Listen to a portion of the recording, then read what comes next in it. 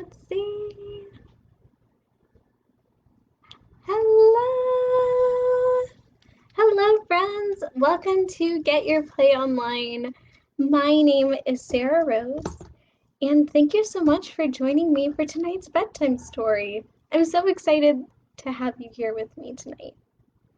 So, for tonight's story, we are going to be reading The Smallest Girl in the Smallest Grade, written by Justin Roberts, illustrated by Christian Robinson. So my friends, can you spot the smallest girl in the smallest grade? Is it this girl? No, that's the teacher. You're right, it's her. So her name is Sally. So my friends, I have a question for you. Have you ever felt small? It's kind of a tricky question. When I say feel small, another way of asking that is, have you ever felt like it's hard for other people to hear you? Or feel like if you talked, no one would listen? It can feel kind of sad and it can feel lonely. Those are normal feelings to have. And our friend Sally has those same feelings in our story. Sometimes when you feel small, you may ask yourself if you want to say something. You may ask, what difference will it make if I say anything? Will anyone listen? Those are real questions. And Sally asks those questions too. But I want you to be on the lookout to see what Sally does when those questions come up. You got it? Can you keep an eye out? All right, I'll ask you at the end what she does. So, my friends, before we get into our story, I want to invite you to get as comfy and cozy as you can, or whatever comfy and cozy looks like to you. For me, tonight, comfy and cozy looks like a really fluffy pink pillow and my stuffed animal, my teddy bear. While you are getting comfy and cozy, I'm going to read just a quick little summary of our book. It kind of gives us an idea of what the story is going to be about. So it says, hardly anyone noticed young Sally McCabe. She was the smallest girl in the smallest grade. But Sally notices everything, from the 27 keys on the janitor's ring to the bullying happening on the playground. One day, Sally has had enough and decides to make herself heard. And when she takes a chance and stands up to the bullies, she finds that one small girl can make a big difference. All right, my friends. So, without further ado, this is The Smallest Girl in the Smallest Grade, written by Justin Roberts, illustrated by Christian Robinson.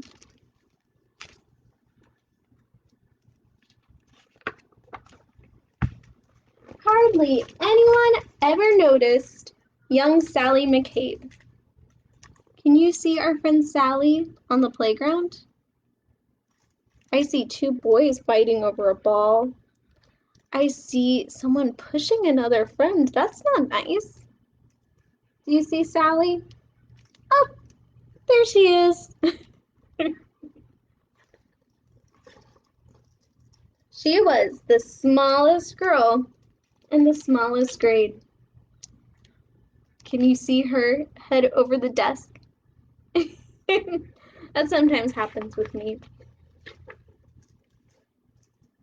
Sure, her name could be heard in the daily roll call, and she marched with her books down the same school hall. But hardly anyone noticed young Sally McCabe. And they certainly didn't know, or at least didn't mention, that Sally was paying super extra special attention.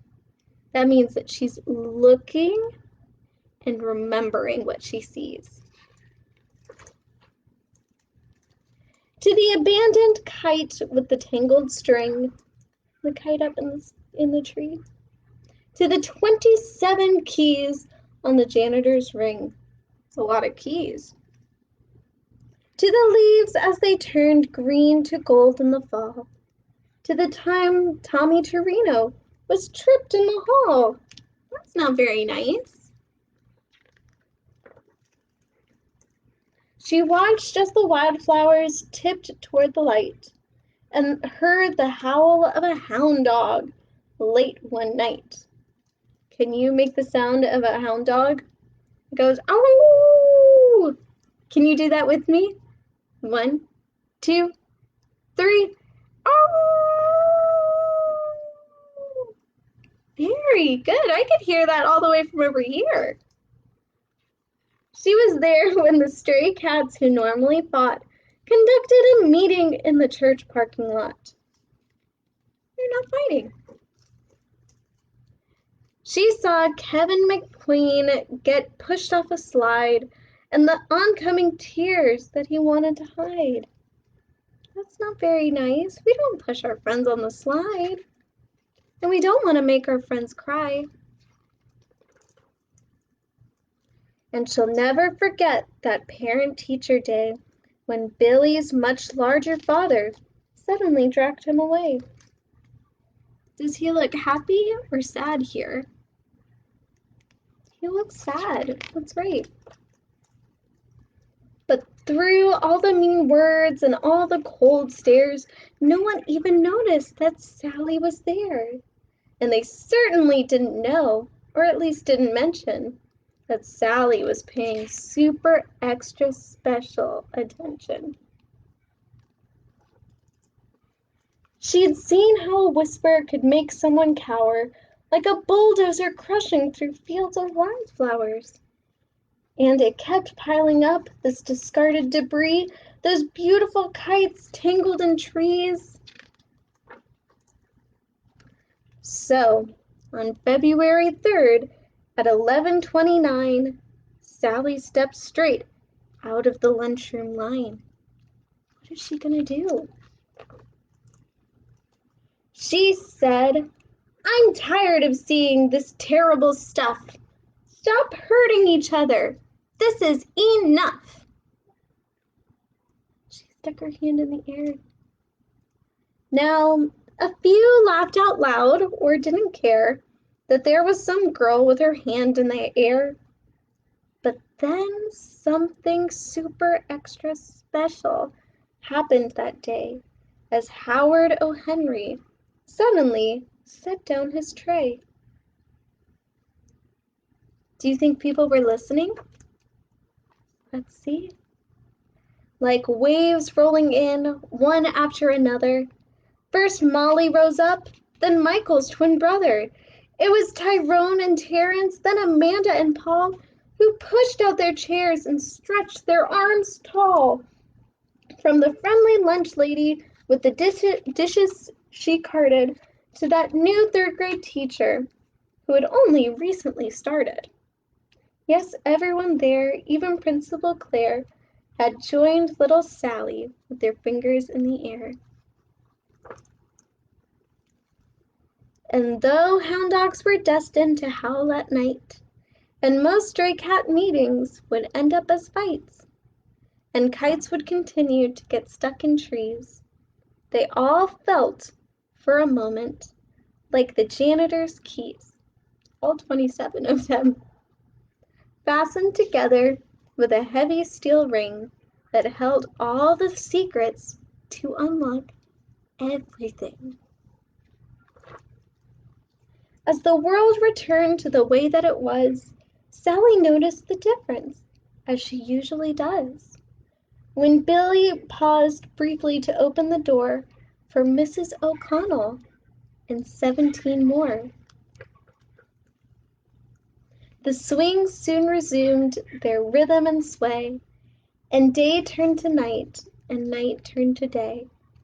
People remembered and would quite often mention that Sally had been paying super extra special attention, and how the world could transform and change could be made by the smallest girl in the smallest grade.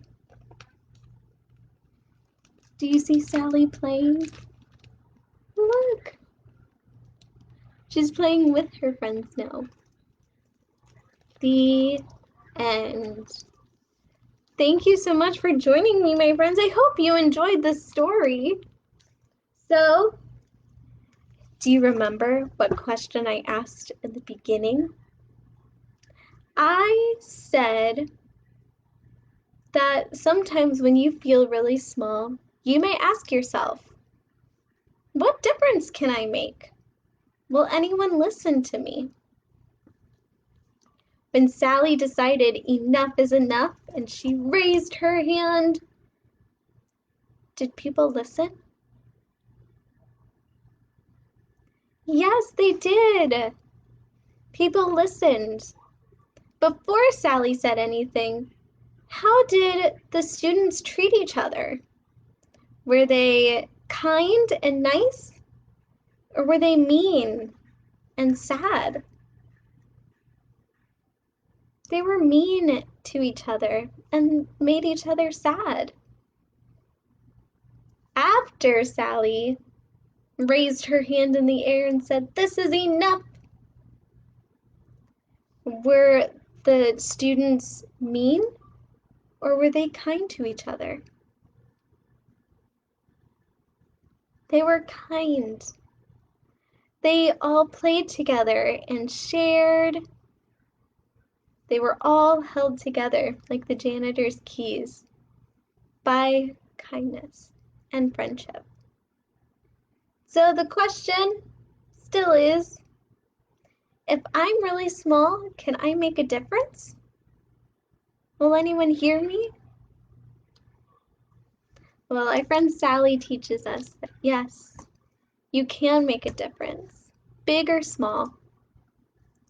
And someone is there to listen to your voice when you speak up. So, my friends, I want to thank you again for joining me for tonight's bedtime story. I hope you had as much fun reading our story as I did. So, my friends, I hope that you had a wonderful day full of lots of fun and adventure. And I hope you have a very good night. Until next time, sweet dreams, friends. Can you say goodbye? Bye.